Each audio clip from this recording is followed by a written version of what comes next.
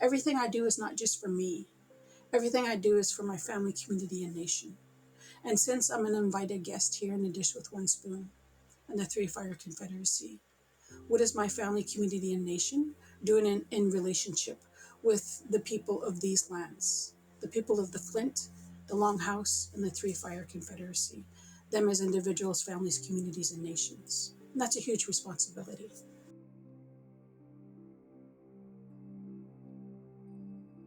Why is Grace Percy Lezard, they, them, theirs, Scale of Two Spirit, trans disabled scholar, program coordinator of the Indigenous Studies program. I'm Vanessa Oliver. My pronouns are she, her. I'm a faculty member in the Youth and Children's Studies program and a longtime member of the Indigenous Studies program coordinating committee. I think a great place to start with this report is a good place to start in any interview or conversation, which is, could you tell us what the origins of this report are? Well, first, I always center everything as an Indigenous person. I am a faculty member, I am a researcher, and I'm a clinician as a social worker for 35 plus years. But yet those are systems, as if we critically engage and unpack, they continue to cause harm to First Nations, Métis, Inuit, Afro-Indigenous, Black Indigenous, 2SLGBTQQIA communities. And so I name the ways in which I'm complicit. And so in doing so, I acknowledge we need to have a different framework. Because of my decades work, we're going on 35 years of me through unpaid labor and commitment to social justice, wanting to end violence and targeting against Aboriginal women, girls, and Two-Spirit folks. Was invited by Dr. Albert McLeod to be part of what's the Two-Spirit working group, that as the head writer to bring everything together. Now that this report is out in the world, what do you think the impacts of that work have been, both for the larger community, for you as a researcher? I almost had to ask for forgiveness in the sense that this fruit is not going to be experienced for another 2 or 3 generations, right? Because the rates of suicide, the rates of bullying, the rates of gender-based violence against the 2SLGBTQQIA plus folks is still very high. And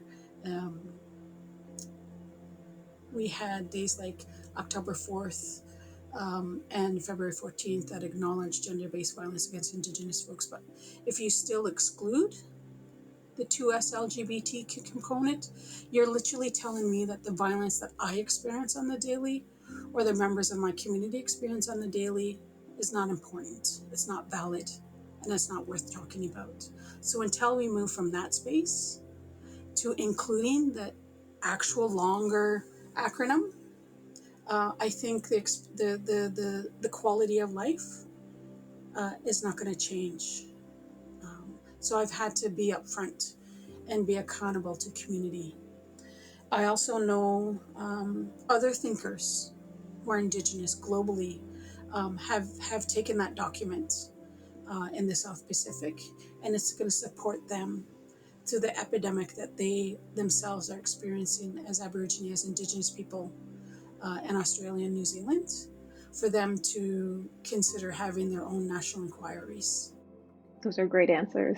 And I think one of the things that build well into what you do in this regard, both in terms of futurisms and in terms of knowledge mobilization, in terms of really expanding these definitions, is your work and the extreme value that you place on mentorship opportunities for new researchers, for young folks. Just wonder if you could say a little bit more about how you scaffold mentorship into both this report and into all your work. Nothing I do is by myself. One of my role and responsibilities is that I was a firekeeper, but I know the role and responsibility of the people in these territories. It's cis men, but in my territory, it's families. So I didn't know how to make a fire. Someone had to show me. And there are fires for different reasons. And I get that information from different people or when I need to know it. So when something is shared with me, I am then supposed to go and share that with others. And in the context of folks either wanting to go to do their master's or a PhD, or become formally in the institution as a instructor or faculty member, um, I don't. My approach is not to say don't do this, don't do that. My approach is, here is a map. Here is where I have journeyed. Here are some of the peaks and valleys. Here are some of the pits. And here are some of the ways in which you can connect with others. Um, where would you like to go?